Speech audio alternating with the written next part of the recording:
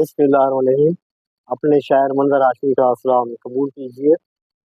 آج 19 رمضان کی شب ہے اور یہ ضربت جناب امیر المومنین حضرت علی علیہ السلام کی شب ہے کہ جب مسجد کوفہ میں عبد الرحمن ابن ملجم نامی ایک خونی قاتل نے زہر آلود تلوار سے اس وقت جناب علی المرتضیٰ کے سر پر وار کیا جبکہ وہ سجدہ میں تھے، صبح کی نماز کی ادائیگی میں تھے۔ اس طرح سجدے کی حالت میں ان کو ضرب ماری گئی تو 2 دن تک جناب علی المرتضیٰ زندہ رہے اور 21 رمضان مبارک کو ان کی شہادت ہو گئی۔ اس پس منظر میں میری ناظم کا موضوع ہے خونی قاتل مسجد کوفہ میں، کلام منظر باغبان منظر۔ عرض کیا ہے چہرہ تاریک ہونک شر ورود،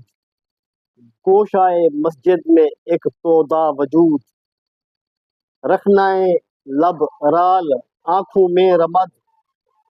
سر سے پاؤں تک نجاست جسم گند۔ یہ عبد الرحمن ابن ملجم کا حلیہ بیان کر رہا ہوں۔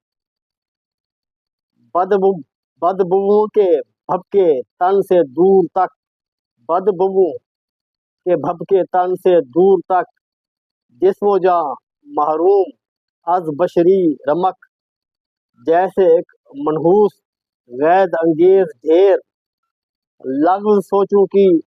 عفونت سے ہے سیر، وہ تہے افلاک ایک جن سے حرام،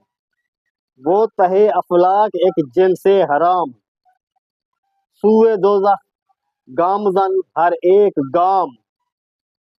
ایک کتامہ کے لبے یاقوت رنگ۔ وہ بد کردار عورت کتامہ تھی جس نے عبد الرحمن ابن ملجم کو اپنے حسن کی جلوہ خیزی سے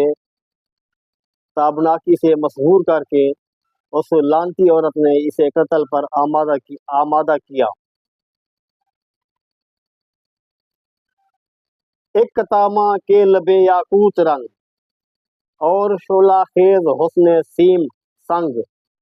من میں آتش کی لپیٹیں ڈال کر ابن ملجم سے کہا قتال کر، در پہ ملعون در غارت گری، ماری ضرب خون انگیز آخری،